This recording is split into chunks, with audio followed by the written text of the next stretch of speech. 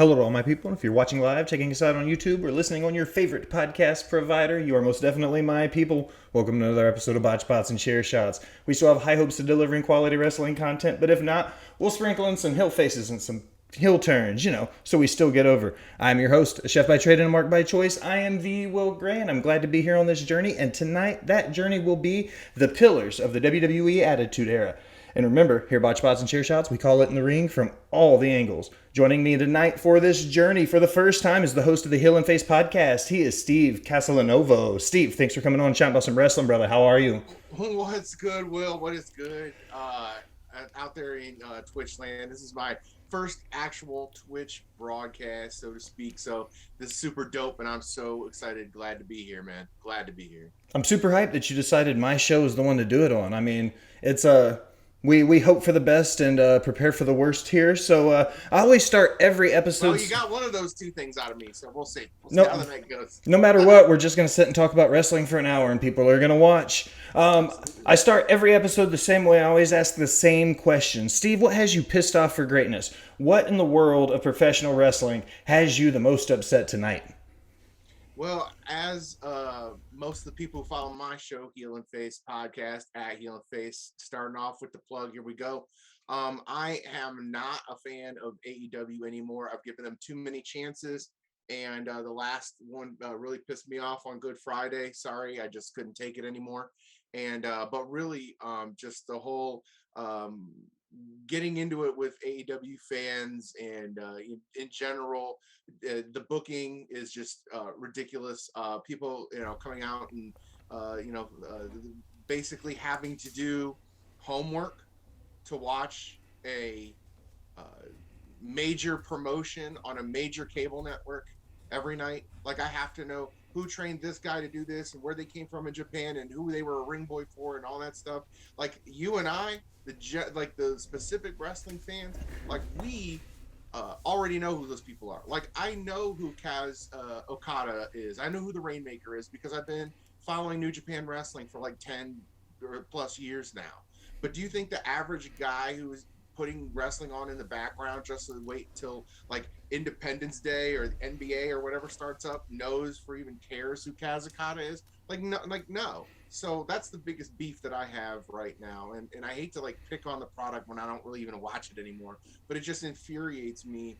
They wonder why their ratings keep dropping, but at the same time too, they look at you funny when you don't know who Tanahashi is, right?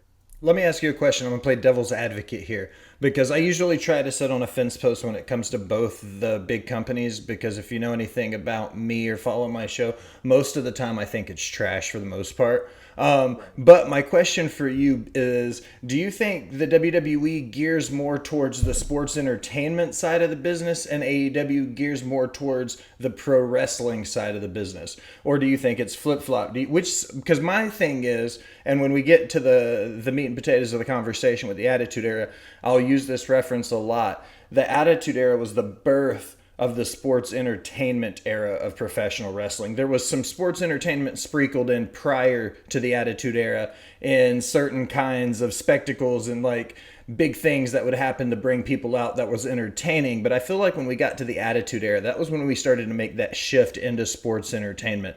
Do you think one company shifts one way or the other in regards to pro wrestling versus sports entertainment? Oh, most definitely. First of all, you got a spot on take about the shift coming in the Attitude Era, and we will definitely delve into that. WWE has gone like full bore toward sports entertainment now. They're the ones with all the 20-minute long promos and the vignettes, and good or bad, And I do my fair share of criticizing WWE, by the way, as well. They are the ones that made that mountain, and they want to die on it. And not to get too sidetracked, but I totally expect within 3 to 5 years to NBC Universal to complete the transaction and fully buy WWE as a product. So yes, they are going toward the entertainment, more away from actual pro wrestling.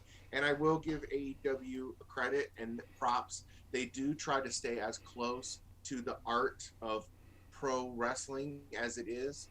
My issue in that regard is that There's just too many guys who, honestly, let's put it frankly, like don't really know what they're doing or haven't had enough seasoning as a pro wrestler to be able to pull that off consistently.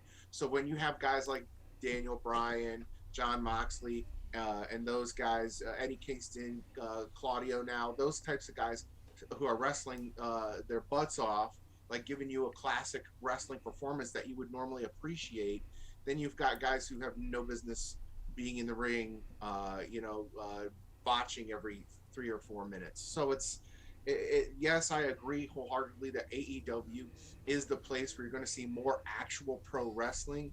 But the problem is you're also more apt to see like a 12-person ladder gimmick match with 20 flips and unnecessary lucha spots.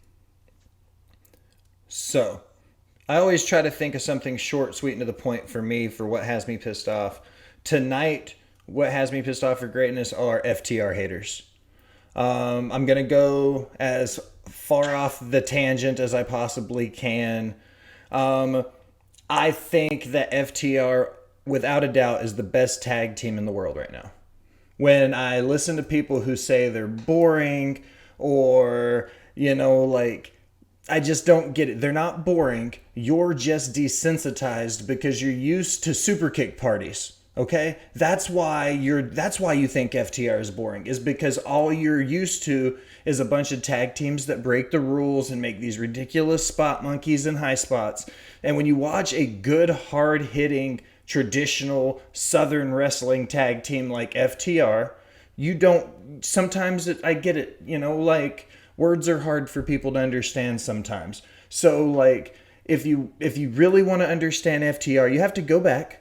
You have to just grow up just a little bit and watch wrestling that happened before super kick parties were a thing. So go back to like 1996 and watch some good tag team wrestling. Go back to the NWA wrestling days and watch some of those. Watch some Midnight Express matches. You'll understand why FTR is so good if you'll watch something that came out on television before 1996. Like, watch some old wrestling and you'll understand why FTR is so good. So that's where I'll leave it for what has me most pissed off for greatness tonight.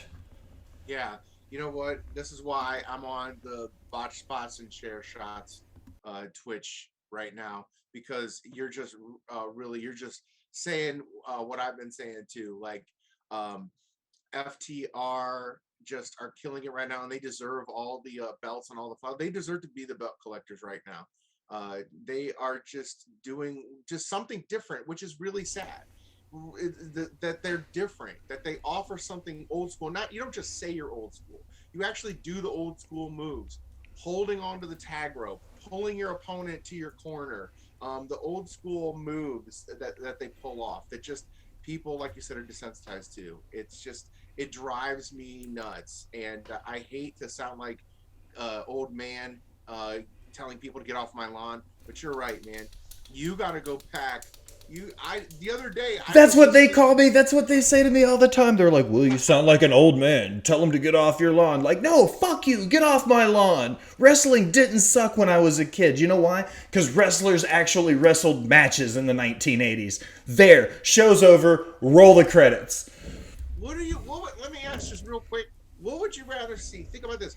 What would you rather see? This crazy double team move, like off the top rope into onto the floor, into a big giant lucha spot, or would you rather see white meat baby face Ricky Morton in a hold in the middle of the ring, reaching like grim death for Robert Gibson for the hot tag? Amen. What's more exciting as a pro wrestling fan? Hot tag. I think when you say things like that, you've got, well, most of the people who watch my show are going to understand what a hot tag is. I'm sorry. We can't make fun of too much. I'm sorry. We can't digress too far. This is an actual show here. Moving right along. The next segment is always news and rumors. I'm going to spit off some stuff at you, and I just want you to give me your initial thoughts when I tell you my headline, okay? First one. Pat McAfee inked a multi-year deal today. What are your thoughts about McAfee staying long-term companies with Connecticut and WWE? I think it's a great move. I think that even Michael Cole today retweeted and tweeted out himself that his career was rejuvenated by Pat McAfee signing. Great shot in the arm. He's the voice of the crowd. I completely agree. I think that he did something for Cole. I wasn't a huge Cole guy before. Um, I was always a JR fan. Next one, Ilya Dragunov is forced to relinquish due to injury. Couple parts to this. Do you watch NXT at UK at all? Did you see the Walter Dragunov 2, which was an absolute banger? And do you think WWE's facing a crisis right now with some of these other companies as well, with a lot of injuries hitting all at once?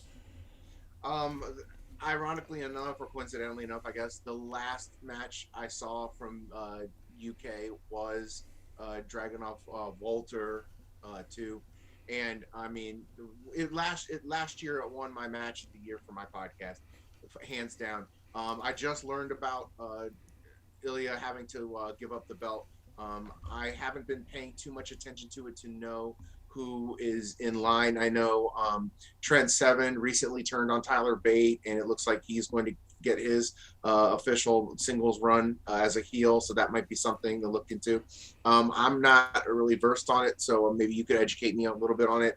As far as the injury bug goes, I mean, part of it is it ain't ballet, and part of it is they go hard for a reason. But I do think part of it is that they are going a little too hard, and the WWE gets blamed for their safe style all the time. Well, look who's injured at AEW versus look who's injured generally on the WWE roster, and you can tell me who's taking care of their wrestlers more. I think Dragunov having to relinquish the title is terrible for NXT UK because there's not a whole lot of people over there that are going to be able to step up and go into it. I don't watch a ton of it. I think that NXT UK should be what Black and Gold was. That's where they should be doing that style of feel to it. In the chat, a couple of people have chimed in. Katie Kinsey, baby, from the She Elite Showcase, says that they do have... they've got a... Where did it go? Everybody's getting injured right now. Smacking it raw. Matt Ritter says injuries bug running wild. Is everybody training with Ryback in their time off? That's hilarious. That dude was raw in the ring, man. That guy never, like in my life. He's got me blocked and my personal. He's got my personal, the podcast, and my Instagram all blocked. So me and Ryback, no more interaction. He turned down my request for an interview. I couldn't imagine why. It's a shame. So third headline is the Knockouts champ Jordan Grace. Okay, she says that Benoit couldn't hang. She's like, today in wrestling, Benoit couldn't hang. The exact quote is, I don't think Benoit could 100% hang with the most of the present day wrestlers. I ask you this ahead of time because I always ask anytime I bring this guy up. We're going to look at it and remove everything that happened. We're just going to look at his in-ring body of work. Do you think Benoit could hang with the talent today? I tweeted her back somewhat not politely and said, I don't think the young talent today, including her boyfriend, husband, whomever, would last 3 minutes with Chris Benoit. Yes, separate all of the ugliness. I mean, I get it. And I know that sometimes that's a default answer for a lot of people. But honestly, like, there are very few people, and I'll give a guy like John Grisham props. I really do enjoy him. But, these people, these young wrestlers today, I don't think they could hang at all. They were doing, like, Benoit, Guerrero, all those guys were doing, like, 30, 40 straight minutes, go, go, go, in Japan in the 90s, when the rings didn't move at all, when everything was stiff. So, I mean, they were in Mexico with those terrible rings, doing it for 34. So no, absolutely not. No one in this current generation, with a few exceptions, could hang with Chris Benoit in the ring at all. I think Benoit is one of the greatest to ever do it. Matt Ritter and I agree in this with what he put in the podcast or in the chat, so I'll repeat it. I get not wanting to honor the memory of Benoit, but that doesn't mean pretending he wasn't as good as he was. And that's how I feel about it. The last of my headlines, because my show hasn't been on for a week because we took Tuesdays off. Austin Theory won Money in the Bank. Liv Tyler won Money in the Bank and then cashed in. Real quick, just give me your 30 to 60 second synopsis of what do you think, who won Money in the Bank, and were they the right picks? I believe Liv was the 100% correct choice to go. I think that because of this is actually going to make Ronda Rousey better. You already noticed in her match with Natalia, it went much better. And that natural grappling plus doing a little bit of the wrestling for uh, Ronda is going to work. I think it came in. Ronda didn't look weak at all. She sold the knee. She actually sold, for those of you who criticize her on her selling, she actually sold. And Liv Morgan, who deserves it, got the belt. And I think she's going to be a great champion, despite what Bubba Ray might think. Now, as far as Austin Theory, I mean, it is, I hate to say it is what it is because it's an overused phrase, but I mean, he's the guy, he's earmarked to be the future champion. In 20, 30 years, we're going to have the same, same celebration that we just had with John Cena last week. So, I mean, it's okay. It's fine. It's not going to kill anything about anybody. You're just trying to elevate Theory, and Theory is a good guy to try to elevate. Guess I'm going to use the Zoom recording when I make this episode tomorrow because I've been muted. What I was saying was Liv in the moment deserved it. I think that I was going to repeat myself now. I'll edit all that out. Yeah. Jesus. First day on the job, ladies and gentlemen.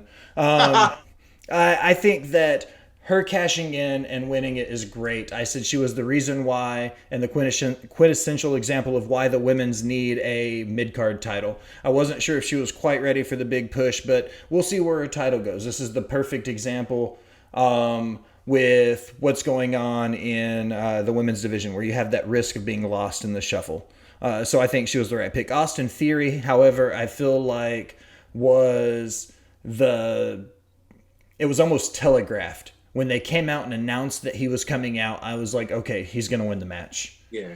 Up to that point, okay, Rollins might have a shot. Hell, you thought even for some reason crazy ass Sami Zayn might get a push here for some reason. But right. you didn't see Theory getting added last minute, adding an eighth man for no reason to what was already an over busy hat on a hat kind of match with the stuff they were pulling off. Wasn't a bad match. I'm not saying it was a bad match. Right. But I think that there were other options besides throwing Theory in. If Theory turns out to be the one that dethrones Roman Reigns, I'll shave my beard on air. I will say it right now. If Theory cashes in on Roman Reigns and wins the undisputed titles at 24 years old, I will shave my beard live on Botch Bots and Chair Shots. We got to promote that absolutely if it happens. I can't believe that's a ballsy statement, dude. Well, just real quick, one of the local Cleveland guys about 3 years ago when the Browns drafted Baker Mayfield said if the Browns drafted Baker Mayfield, he'd eat horse crap. So speaking of Baker Mayfield just being in the news for being traded, the local, wacky morning sports talk DJ, he had to end up eating horse poop on the air. So at least it's not horse poop. At least he'll be shaving your beard. You can grow it back. You can't get the taste of horse poop out of your mouth. Bobby texted me and told me I didn't have any sound too. You guys got my back. I appreciate that for the heads up. Okay, Steve, this is my favorite part of the episode. We get to the core of the conversation. I said, pick the 4 pillars of the Attitude Era. I gave you a little bit of stipulation there. I told you I wanted you to pick 2 male wrestlers, 1 female wrestler, and 1 tag team. Okay, so all we're going to do is trade our list. We're going to go back and forth between us as we nail these 4 out.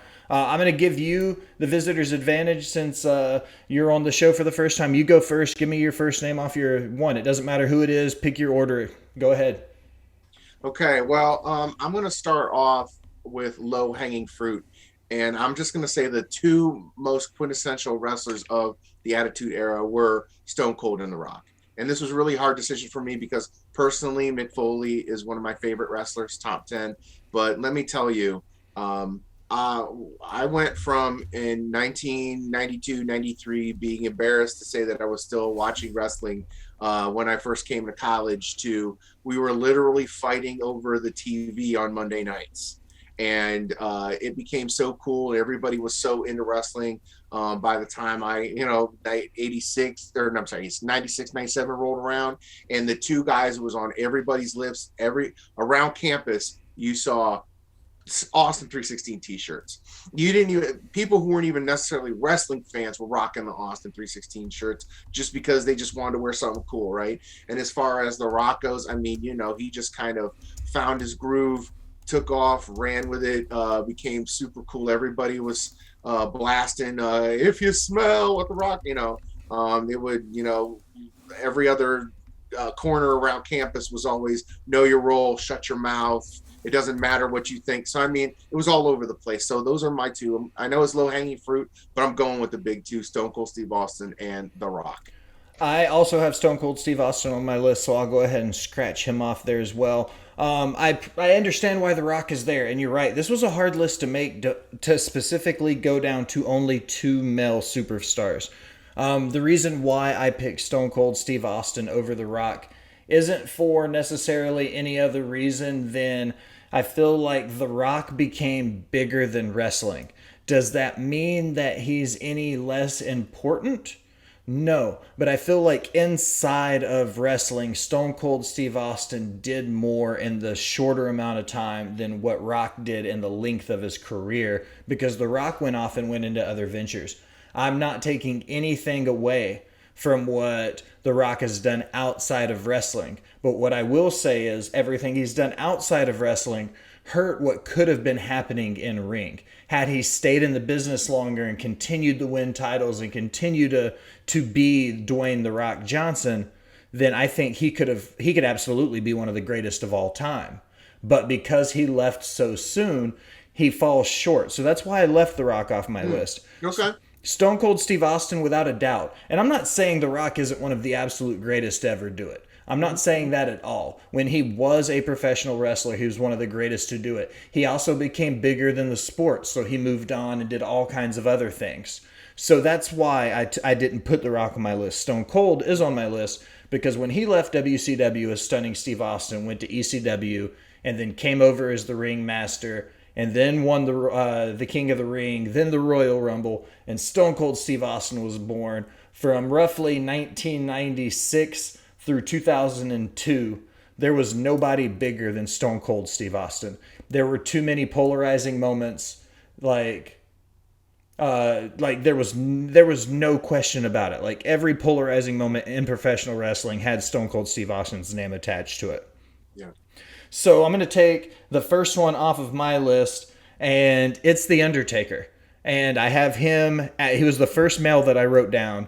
The reason why he made my list was simple because when you look at Taker's legacy from where he was, if you made a Pillars of WWE throughout his career, if you go back to the early 90s, the end of the golden era before the PG era, and you look at him in the early 90s, he was easily one of the best rookies in the business to do it. He could have been equal to what people talk about, how they were talking about MJF now. That was Taker when he debuted. You know what I mean? Yeah. When Mark Calloway came onto the scene, he was one of the biggest guys to come out. The Undertaker gimmick lived for 30 years. So if you look at who Taker was throughout every single one of the eras, there's an argument to be made that Taker could be a pillar from every era, all the way through Ruthless Aggression because of how polarizing he was as a character for so long. But specifically here, when you look at the work with the Ministry of Darkness and you look at the heel and face turns he has, it's hard to say the Undertaker isn't one of those people because of who he was during that time. Looking at the chat, Matt Ritter says Taker has to be on the list. Some of the other lists that were thrown out: Austin Taker, Trish Stratus, New Age Outlaws. Bobby says Brett and Mankind, the Cat, and Headbangers. Bobby wants the Headbangers as the pillar in WWE. So give me God bless those guys. I like the Headbangers. I'm not saying anything against them. Those are smoke. But see, here's the thing. Bobby's biased as hell because the Headbangers, because I'm a super nerd, are Smoky Mountain Wrestling guys. And Bobby, that was his thing. East Tennessee, something about hill people and banjos. I'm not real sure. So, Steve, who's next on your list, Bubba? Let's roll. So let's go with the female. And I'm going to probably die on this mountain. And I'm going to go with Lita. And here's why. This Okay. kind of the reason why that I was going to put Steve Austin and probably even Mankind on there was Lita was kind of the unsung hero of the Attitude Era in the sense that she was the only female talent at that time that was 100% like classically wrestling trained. I mean, Miss Jackie was there, of course. You know, a lot of other women who hadn't really broken out and kind of did it. Molly Holly was there. That was when she first came in and all that. But Lita was actually killing the business. I mean, she was real. I mean, killing the business like that. She was actually killing it in the business. She was actually dedicated to the craft. She was doing it in Mexico. She was doing it all over Los Angeles and everywhere else that she could go to get trained. And she actually didn't go with the diva style of wrestling, right? Not to say she's not smoking hot, not to say that, you know, she doesn't have the look, but I mean, she was the one doing the moonsaults. She was the one actually putting matches together. She was the one actually doing it in the ring. Yeah, she had some hiccups with her injuries and whatnot, but I feel like the one woman that brought the real attitude to the Attitude Era was Lita. Lita's not a bad pick. She's not the one I picked. Mm-hmm. I think Lita represented a very youthful grunge approach to women's wrestling in the Attitude Era. I think when you look at some of the other women on some of the lists and you look at the gimmicks and the bras and panties matches and stuff like that, Yeah. that wasn't really Lita's game. Lita wanted to be a wrestler, and she was trying to be a professional wrestler when the entertainment side of sports entertainment didn't want women to be wrestlers. So I think that's what set Lita apart from everybody else. That's also who set apart who I put on my list. But first, in regards to Lita, Alison says that she was the pillar of the well tell. Matt says that she was definitely a pillar of his puberty. So the chat is loving the Lita talk. Katie Kinsey says that it's Austin, Taker, China, and DX. If that counts, I'll let DX in as a tag team. I'm going to assume Hunter and Sean. Matt also says that Undertaker was the pillar of WWE with Sting in WCW during the Monday Night Wars. So it was back in like those two guys, two of the biggest guys in the industry, all at the same time, side by side. The women off of my list that I said was the pillar of WWE during the Attitude Era was Chyna. The reason why I said it was Chyna was because, one, she was a women's champion. Two, she was also an Intercontinental champion. And that's important because when you look at what she did, she dominated a women's division so much that they had to stop booking her against women and start booking her against men in a company that historically hates intergender wrestling. You know what I mean? She beat Jeff Jarrett, who is arguably one of the best wrestlers from the South to ever do it. She beat him for the Intercontinental title. So I feel like it's hard pressed for me to say that you couldn't put Chyna somewhere on your list. She's another one of those people that have a wishy-washy background with after she left the business and something about a trip to China with Sean Waltman. But my point is like Chyna as a whole was a fantastic worker in the ring. She wasn't just a great women's wrestler. She was a great wrestler in general, which I think is important to remember. When Russo was on the show, he talked about it. He said that when you got to know her as a person, she was one of the greatest people you could meet. So I feel like she gets a bad rap because of what happened after her career, but it's hard to say that she wasn't one of the most, if not the most important woman in WWE during the Attitude Era. Lita said on this Broken Skull podcast that one of her favorite matches of all time to wrestle was against Chyna. So, I mean, that just totally makes sense. The chat is chiming in. Chyna was the first woman in the men's Royal Rumble. Allison says she deserves a spot in the Hall of Fame. And they're recapping Allison coming on the show in a bikini if Theory cashes in Money in the Bank at SummerSlam. All right, it is to you, sir. Another pick off your list? All right. So the tag team that you asked me about. This was kind of tough too. Some great teams like APA, the Brutes, Slash, the Hardys, the Edge of Christian, all that stuff. But I'm going with the outsiders, the guys that weren't necessarily part of WWE, the guys that had to forge their own path to get to WWE, and that is Devon get the tables, the Dudley Boys. I think they are quintessentially the Attitude Era tag team for me. They were a straight tag team. They didn't have individual runs. You didn't see them as individuals. You saw them as two tag team members. You saw them as brothers going to war. The Dudley Boys are without a doubt 100%, 100% one of the most dominant tag teams to ever do it. Yeah. I think that they're one of those people that transcend a brand at this point because they were so good in ECW, then they were so good in WWE, then they were so good in TNA. They were so good everywhere they went. And if you look at Matt and Jeff now versus where Devon and Bubba Ray were when they stopped wrestling, Devon and Bubba Ray knew when it was time. They knew when to pull it off. Because I feel like right now, one of the things that Jeff Hardy is doing more than not, aside from everything in his personal life, he's hurting his legacy in the fact that he's going out there now and he's putting on questionable matches. When you get to the point you can't put out high quality matches anymore, start toning it back. Work into a tag team role or something so that way you can preserve it. Let somebody go in and work for you so you can go into the ring, play your hits, do your 5 moves, and get out safely. There's no reason for Jeff in his late 40s to be doing swantons off of ladders, onto stairs, against Darby Allin, taking, coffin drops through chairs. There's no point for Jeff to be taking those unnecessary bumps this late in his career. And the fact that Devon and Bubba Ray stopped when they did gave them that legacy because all we remember are the great things they did, none of the bullshit towards the end of their careers, like what we're seeing right now with somebody like Jeff Hardy. Right. It's just never a good look when an athlete, I get it. And athletes, they're the hardest to let go of that fame. But I mean, you just got to be realistic and look in the mirror and say if you can't really do it anymore. And the Hardys can't really do it anymore. So it is sad and it is tarnishing their legacy. And I really wish an adult back in the room in AEW would sit Jeff down and say, look, you just can't go. But looking at the chat,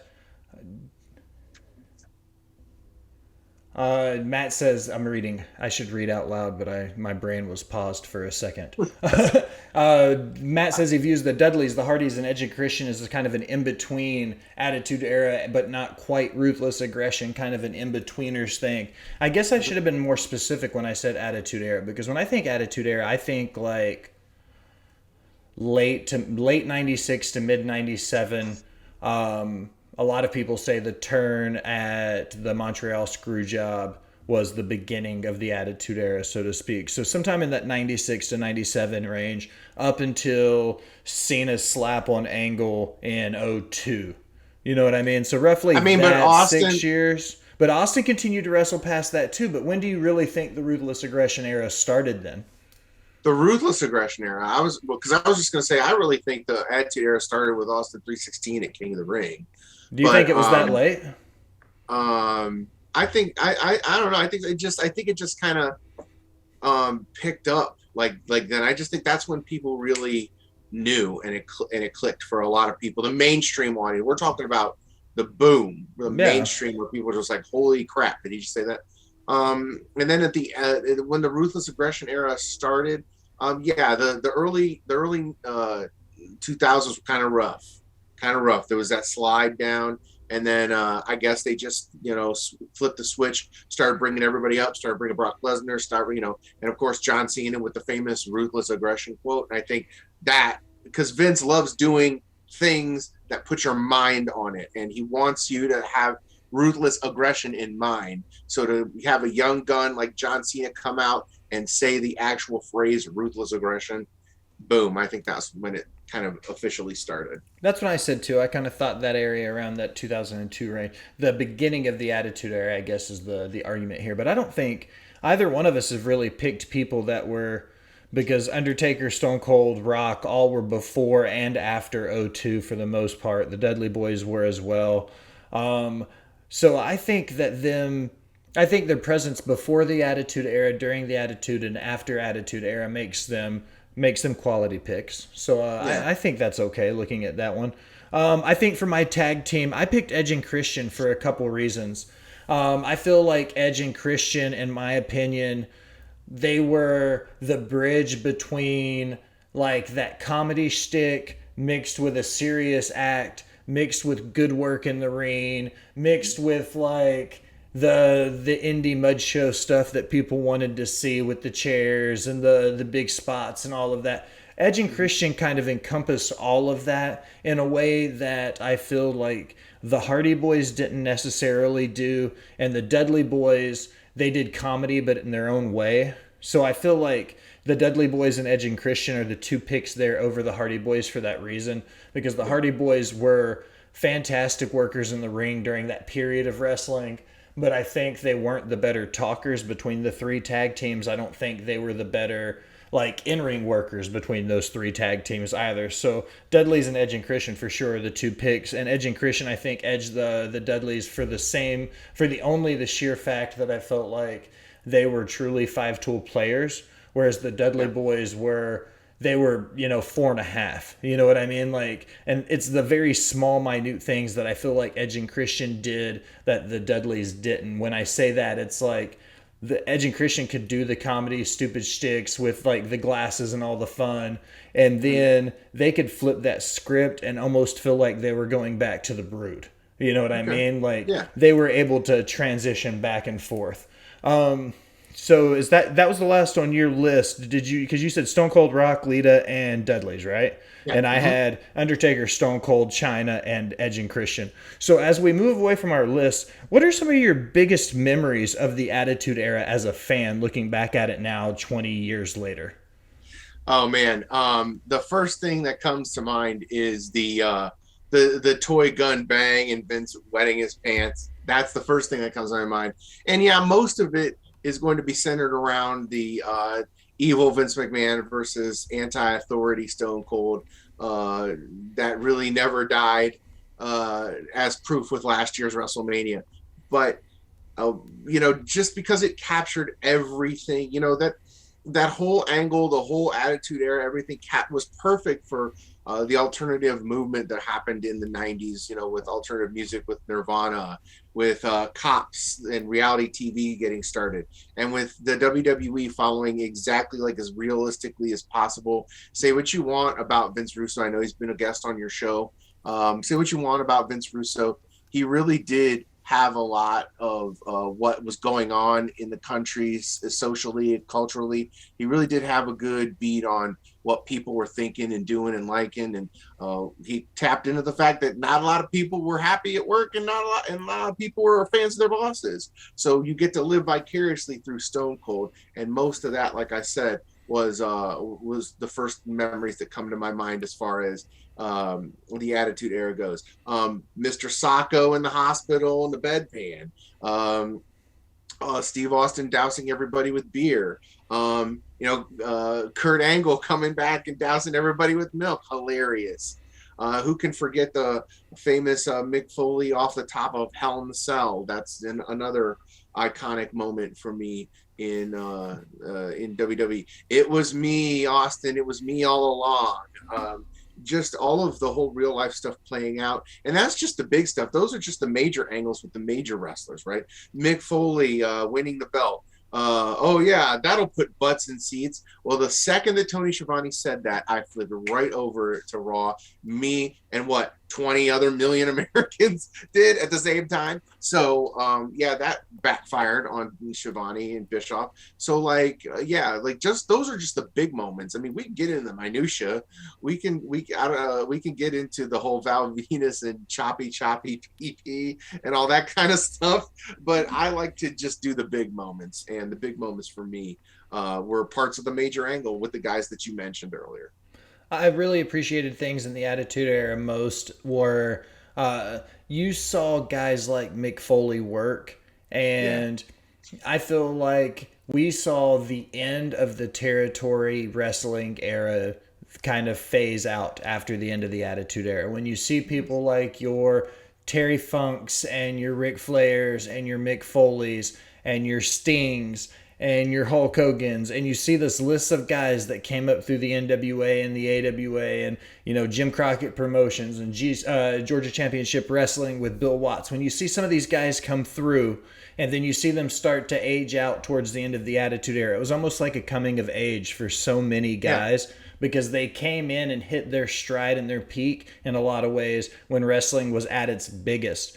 Cactus Jack started in the 80s, and he fought in tooth and nail through every promotion he could to get thrown off a cage by The Undertaker, to go through an announce table, to go on one of the most historic climbs in wrestling history, to be lifted on DX's shoulder, to be called out on somebody else's show because they finally decided to give Mick Foley the title. These kinds of things don't happen at all in wrestling today. You know what I mean? And it's almost like this, the forbidden door is such a stupid way to put it, but there's so many things that happened in the 90s in wrestling that I missed that couldn't happen today because of sponsorships and TV deals. Like, there's no fucking way Thunder Rosa is showing up on WWE TV and dumping the AEW title in the trash can. You know what I mean? Like, you don't get to see that kind of raw stuff anymore. And I feel like during the Attitude Era, we got all that. Another huge part of the Attitude Era was the Monday Night Wars. It would be hard for me not to mention that when we're talking about this era. Nope. When you were growing up, did you watch WCW or WWE, either one? Did you have a preference? Yeah, it was WWE for the most part, I have to admit. And I will admit that it's a lot of emotional connection, what do you choose? You choose Pepsi or Coke? Mac or PC, Ford or Chevrolet, what are those choices you make? And people kind of get polarized. I kind of was still hanging with WWE for as long as I could, mostly because I have emotional connections with my grandma and all that kind of stuff that still kind of kept me with the brand. But I mean, as soon as, the Outsiders started picking up steam and the NWO happened and all that, yeah, we would channel surf. We'd go back and forth. That last button kept getting used to death on the remote. And there was a point where I was watching a little bit more WCW than WWE. So like when I said that, that famous phrase that Tony Schiavone uttered got me right back on WWE again. And I didn't kind of stray. I would only go to WCW during commercials at that point. And yeah, to get back to your point though, that was also, that was so important for the WWE to I guess make that shift with the Attitude Era of kind of, all right, we're moving away from traditional wrestling, and we are going to move this thing into an entertainment space because we are mainstream. We're mainstream now. Everybody knows who Steve Austin is, The Rock, Shawn Michaels, The Undertaker, Mankind. Everybody's got the t-shirts, everybody's got the headbands, everybody's got the lunch boxes, the posters and all that. So we're going to move it away. And I think that to get back to your point earlier, it does kind of kill the territories, but it also did move wrestling kind of away from just being completely mat based and complete all that, and all the entertainment stuff kind of brought WWE kind of brought that out and then put that out there. Before I throw my 2 cents in, I'll catch the chat up. Ritter gives us some timelines. 96 to WrestleMania 17 was what he says is the Attitude Era. The greatest WrestleMania of all time. WrestleMania 17, hands down, without a doubt. Matt throws in some shade on Bobby because Bobby likes old dead wrestlers. There's a lost episode of Botched and Share Shots where Will and I did a watch along to TLC 2 that will never see the light of day. Wrong. I'm going to put that on this episode when I mix this down, so that'll go on there. Bobby wants to know Hulk Hogan or Bret Hart, Steve? Bret Hart. Bret Hart all day. Oh, see?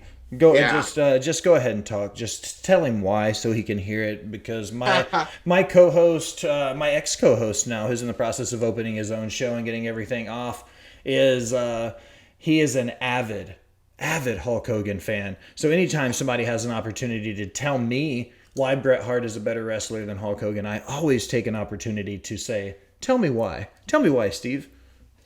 Bret Hart's an actual wrestler. He's an actual athlete, and he can actually do the moves, and he makes the wrestling believable. Old school, yes, of course, growing up in the Stu Hart dungeon, growing up with the famous family. But Bret Hart excelled because he was on top of being a skilled wrestler with all the tools and tricks of the trade, he was also a low key great athlete and a great wrestler. And Hulk Hogan just happened to be 6'3" and muscle bound, and most of that was chemically induced anyway. I appreciate Hulk Hogan for what he did. Yes, I was young enough for the Hulkamania era. I was there watching every Sunday with grandma, saying my prayers and eating vitamins and all that stuff. I didn't take the vitamins that Hulk Hogan took. Take a look at me. But I appreciate what he did. But in the end, just more stories come out about a piece of trash Hulk Hogan is, to be honest. He was very limited in the ring anyway. The only time he actually tried to wrestle was either when he was in Japan or the one or two times that he wrestled Ric Flair. Other than that, he's just punch, kick, leg drop of doom, and the stick gets old. But Bret Hart knew how to move in the ring, the psychology, getting his opponent to look super good. Go back and watch all the old tapes, even before he became the Hitman per se, just making all the other wrestlers look fantastic. So yeah, Bret Hart, the quintessential pro wrestler. He's definitely in the top 5 of all time, and he made it happen. Whereas Hulk Hogan just kind of Hulk Hogan'd it. That's all I can say. Let me ask you a question, Steve. You've never been on my show before. Who's your favorite wrestler of all time? Woo! The Nature Boy, Ric Flair, and this is the first thing comes off the top of my head. Just everything about Ric Flair screams professional wrestling, and he's just one of the greatest to do it. He took it to a whole new level. You've got the Luke Dezes, you've got Harley Races, you've got some of those guys, and of course you got Steve Austin, The Undertaker, as well. John Cena, a lot of other people creeping up into that sphere lately, Bret Hart, but Ric Flair just took it to such a new level. He is the Babe Ruth of professional wrestling. I think Ric Flair would be the Ty Cobb of professional wrestling. Well, okay, touche. I think Flair is one of the greatest to ever do it. I've always said that he's one of those guys now where it's like I can't support who he is outside of the ring, but I don't want to take away from the fact that he was one of the greatest to ever do it for as long as he did. I don't think he's the greatest to ever do it, though, because the person who I say is the greatest to ever do it came from the Attitude Era, and I intentionally didn't put him on my list because he is the greatest to ever do it. And that's the Heartbreak Kid, Shawn Michaels. I think that when you look at what Shawn did from before he put Jannetty through the glass all the way up to the end of his career, winning the Elimination Chamber match at SummerSlam, some of the greatest moments of all time throughout wrestling. I think Shawn Michaels, HBK was bigger than Hulkamania. I think HBK squeaked by The Undertaker as being the most polarizing superstar to ever do it. I think if you didn't have HBK and Mankind, wrestling after 1998 would be totally different. You know what I mean? Had we not seen HBK's return when he came back and Mankind's ascent when he did, I feel like the plane of wrestling would have looked totally different if those two men hadn't been there in that moment at that time. But that's neither here nor there.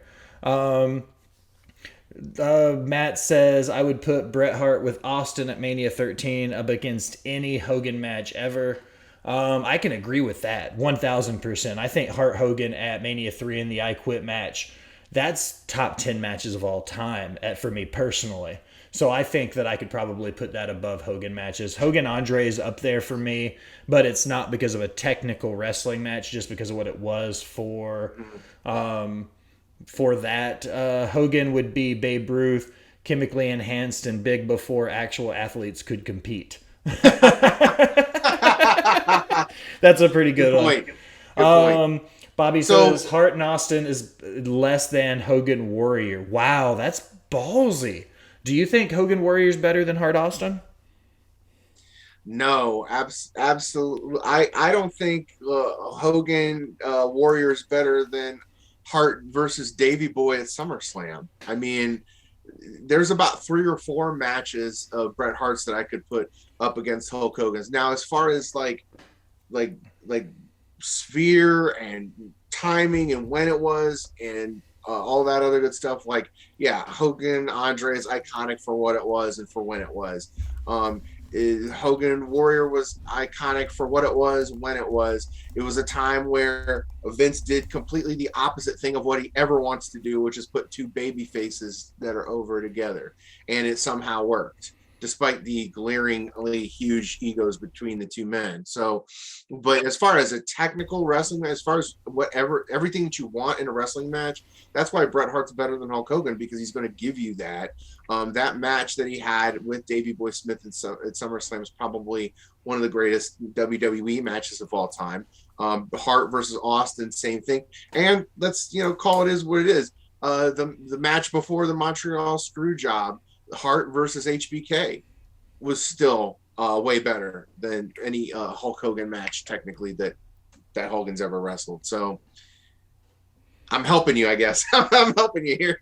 The chat's going crazy. They're arguing about which Hogan matches were actually good matches, and they're not even labeled as good. But it was 3 matches: Hogan Rock, Hogan Warrior, and Hogan Andre. They were not good matches, but great moments, is what Matt is saying.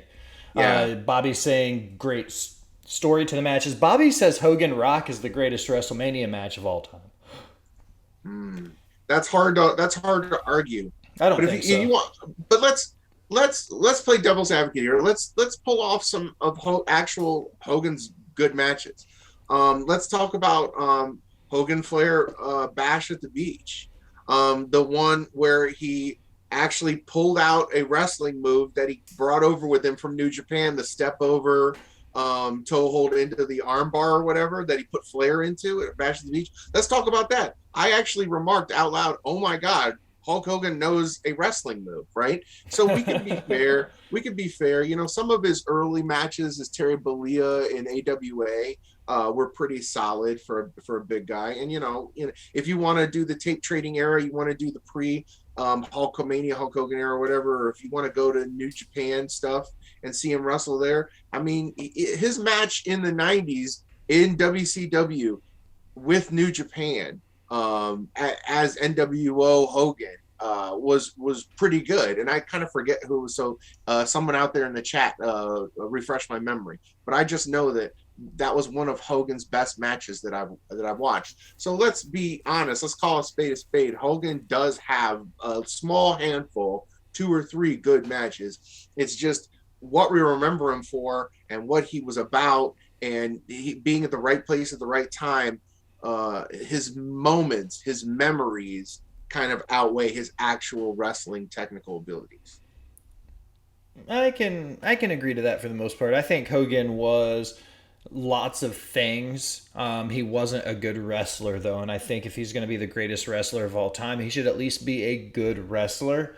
And there was no point at any company where Hogan was the best wrestler in that company. He may have been the best talker, or he may have been, the biggest face or the biggest heel, but he was never the best worker at any point in his career.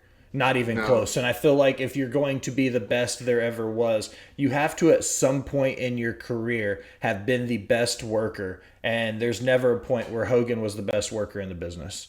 Well, working didn't work for him, brother. No, it didn't. Another person on my list that I was going to bring up from the Attitude Era, ironically, is a good segue for us, are the Outsiders. The infamous curtain call thing. They hugged it out at Madison Square Garden. They blew the lid off the business. Everybody shit themselves collectively because what?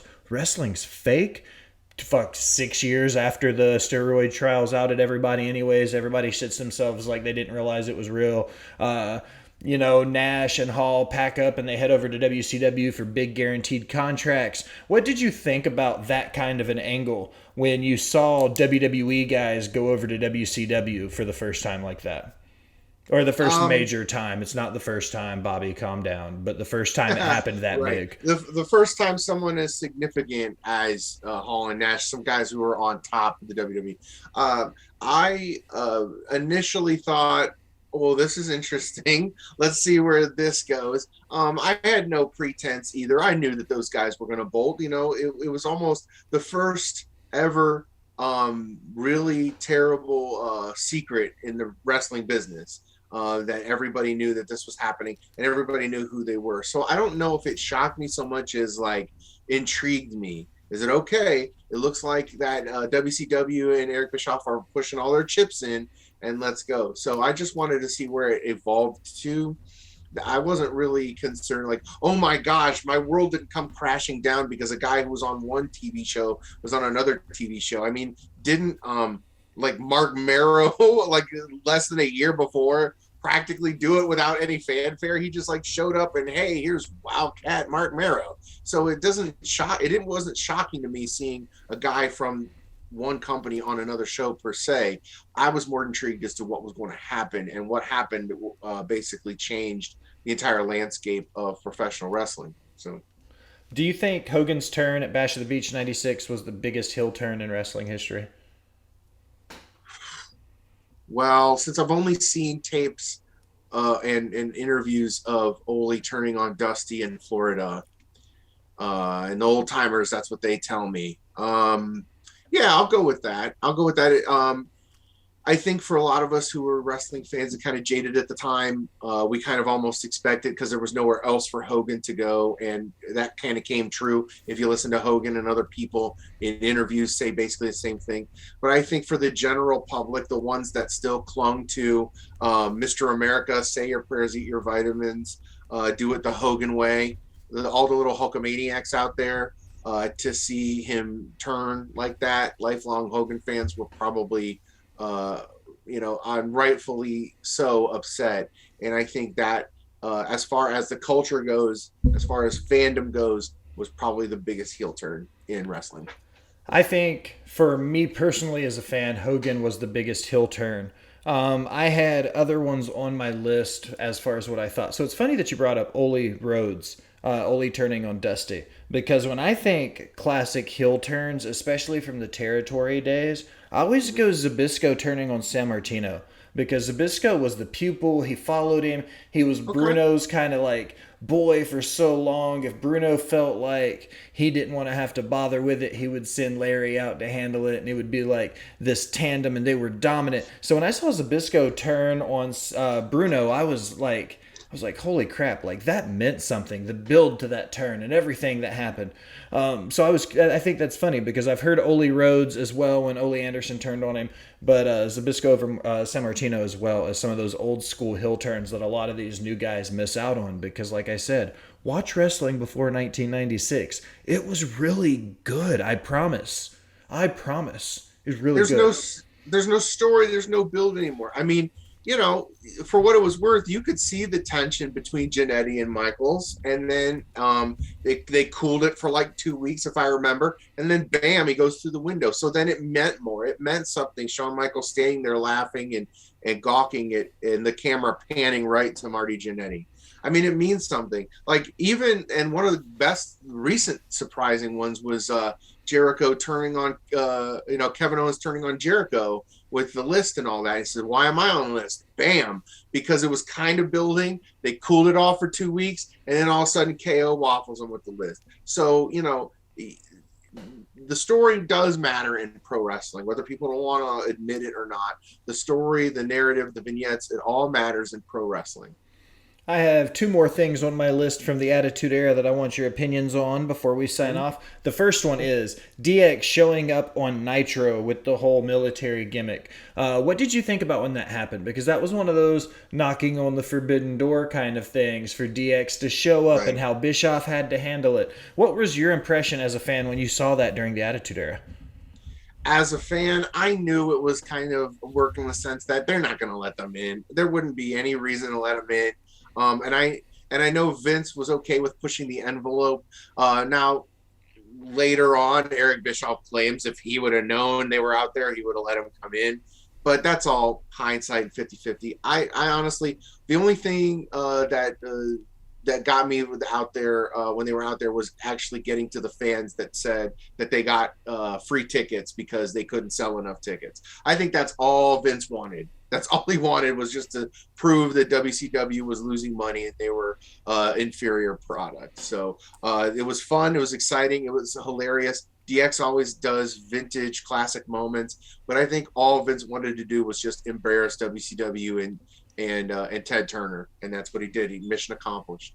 I'm going to shout out to the chat one more time before I do my last one and say my 2 cents. Throw in your favorite WWE Attitude Era moments for me to shout them out once we finish the last one on my list. I think DX showing up at WCW was huge for a couple reasons. It kind of gave us that. Oh man, this is real life. You know what I mean? Like the two companies in the same city, just a few miles apart. Like it kind of gave it that edginess that made it seem real. So I appreciated that, and I think Hunter and the New Age Outlaws and X-Pac and China and everything that DX represented at that point in wrestling was what kept WWE alive and helped them come back after losing for 83 weeks. So I think stuff like that is part of the reason why. The last part of my list for the Attitude Era is what was kind of the segue into the Ruthless Aggression Era, and that was the WCW and ECW buyouts when they started phasing in the WCW ECW invasion. What do you think that meant for wrestling for that short amount of time before we got TNA, before we got Ring of Honor, before we got MLW, before we got AEW, when WWE was the only source of professional wrestling for a little while? What did you think was going to happen when you found out Vince owned pretty much everybody at that point? Well, personally, on a just a general idea of it level, I'm not really a fan of monopolies anyway, and I've let Vince slide on a lot of that too, just because it's hard not being monopoly when you're literally the only thing. So not everybody else. You don't see like five versions of pro wrestling with people like Vince McMahon running a WWE. You only see one. It's a very niche product, so it isn't like there were 20 people running around. It's not like 20 different car companies. It's one pro wrestling company. And that being said, to see a monopoly is not really good for a business. It's not really healthy for an industry or a business in general, because now it's really top heavy. You've got one mega company and basically you have nothing. You have guys doing stuff in their backyards, and you have, VFW halls and bingo halls and state fairs, and there's nothing in the middle. There's nothing for anybody to go. That's coincidentally why you also saw the rise of Ring of Honor. That's why you saw the rise of CZW. That's why you saw the rise of Chikara, MLW, and all these other promotions at that time, because once Vince shut it off and had everybody that he did and got rid of who he didn't want, and then consolidated the companies, there was a big glut of talent. There's nowhere else to go, right? So you either go home, lick your wounds, and try to be a weekend warrior at your local indie show, or you look around, see who else is on your talent level, and maybe you go to Philly to go to Ring of Honor. Maybe you go to New York or to Mexico to do a little bit of MLW. Maybe you travel to Chikara. Maybe you go out to PWG in California. So I'm not a fan of monopolies at all. I think, but on the good thing about it is that it did really get rid of a lot of guys that really shouldn't have been there. I mean, no offense to some of those guys, but they really, Vince did what Tony Khan should do right now and cut a lot of the talent, because a lot of those guys weren't ever really going to make it anyway. And they kept the ones that they knew was going to work. I mean, they kept Booker T. They knew he was going to work. They tried to keep Sting, but the Warner contract got in the way. They got rid of Diamond Dallas Page, but they brought him back. Unfortunately, they did that stupid stalker gimmick, but they brought him back in a real good way, and he's still kind of respected backstage. So they kept the guys that they knew that they were going to do something with, and the rest of the guys they just kind of let go. But again, those guys needed to be let go. I feel like when WCW came into WWE, it was a whole lot of mid-card guys with a few main eventers. I feel like there's a lot of similarities between WCW and AEW, further than just Turner Broadcasting. When you look at how they handle their interpromotional work with New Japan and AAA, WCW back in the day in the mid to late 90s did that exact same thing because WWE wouldn't. So Bischoff started working with other companies. They started working with New Japan. They started working with MCLL and AAA. They were working with these other promotions and other places. WCW was legendary in the fact that they brought in all these luchadors from Mexico City and Guadalajara and stuff for working. And Vince wasn't giving any of these guys a chance because all Vince liked at that point were the big guys. You know what I mean? Yeah. So like WCW was giving a lot of guys chances. Does that mean they deserve the brightest stage on the biggest lights with the biggest everything? No, absolutely not. When you get AEW and WWE both have this problem right now is their rosters are getting too big for the short amount of TV time they have. And because of that, we're sacrificing on stories and we're sacrificing on builds and we're sacrificing on finishes and we're sacrificing on everything that makes us fucking love professional wrestling. And we're not getting any of it now. No. We're just not. So I feel like that's one of the issues with it is because when you get too big and it's oversaturated, it's hard for you to really get anything back from that because there's just so much going on. And I feel like the WCW, ECW invasion angle was exactly that. There was just too much going on, too many people in a small room, not enough, too many chefs, not enough cooks, too many chiefs, not enough Indians, whatever old outdated barbaric analogy you want to use for it. That's what was happening in the early 2000s with this invasion angle was I just feel like there was too much going on. But you're right. They figured it out. They picked their winners and they knew who they were going to keep over your Booker T's, your Dudleys, those kinds of guys. So I agree there. Okay, Steve. This is my absolute favorite part of every show because I finally get to sit here and don't have to say anything. All I need from you is to plug your stuff, tell everybody where to find you, where your links are, what you've got going on, what you've got coming up. Plug everything for me. Yeah, so you can find me anywhere. I'm on most social media. My main place to find me is on Facebook at Heel and Face Podcast. You can go anywhere. Just type in Heel and Face Podcast anywhere, and I'm there. I'm on Facebook. I'm on Twitter. I'm on Minds. I'm on Locals.